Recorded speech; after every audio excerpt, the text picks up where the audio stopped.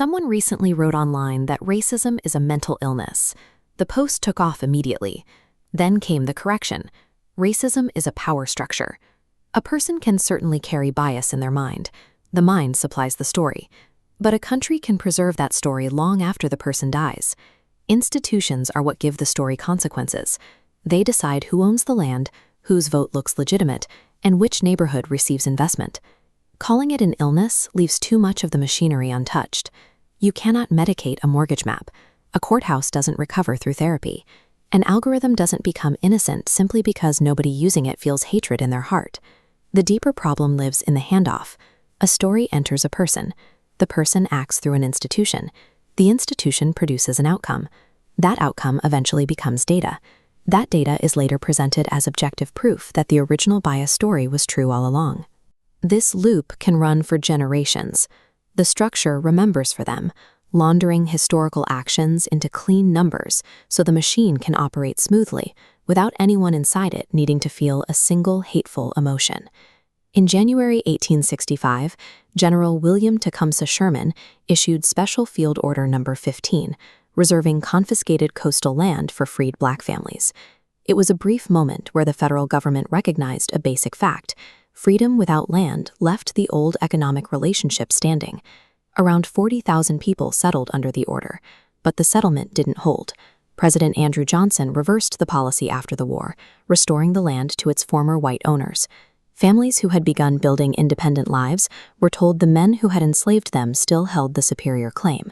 Congress passed the 14th Amendment promising equal citizenship. The paper trail survived, but the authority did not. Within 5 years, the Supreme Court narrowed its central protections. The language remained clearly visible on the page, but its meaning passed through institutions unwilling to honor it. Power did not have to burn the archive or destroy every record. It only had to control what the record meant in practice, breaking the causal chain between the promise written on paper and the eventual result.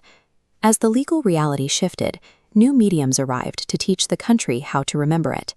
In 1915, The Birth of a Nation gave the rewrite a national screen. The film operated as an industrial force, presenting black political participation as chaos and making a historical lie feel like actual memory. Decades later, television perfected the cropped frame. As seen in this 1937 residential security map of Richmond, exact borders were drawn to deny credit and investment to specific neighborhoods.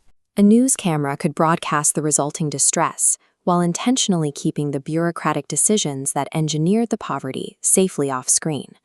Rap music answered from inside that frame. It became a counter-archive with a beat, broadcasting the reality of policing, abandonment, and ambition from the voices of people who usually only appeared as subjects in somebody else's report. Now, artificial intelligence can reconstruct at scale. A generative model doesn't discover a new human darkness. It enters the old archive and learns the room, instantly tailoring familiar narratives and objections to any audience without getting tired. The distribution mechanisms have upgraded from projectors to server farms, but the assignments, the visual categories, and the image bank driving the algorithm remain ancient. This memory problem shapes the modern argument over fairness. Fairness assumes the rule is being applied today. Justice asks how everyone arrived at the starting line. When one group enters the present, holding the land, institutional control, and the accumulated gains of exclusion, treating everyone exactly the same going forward preserves the result of the historical theft. The clock resets after the interest has already been banked. When history disappears from the calculation, the original action becomes harder to see, but its effects become easier to measure.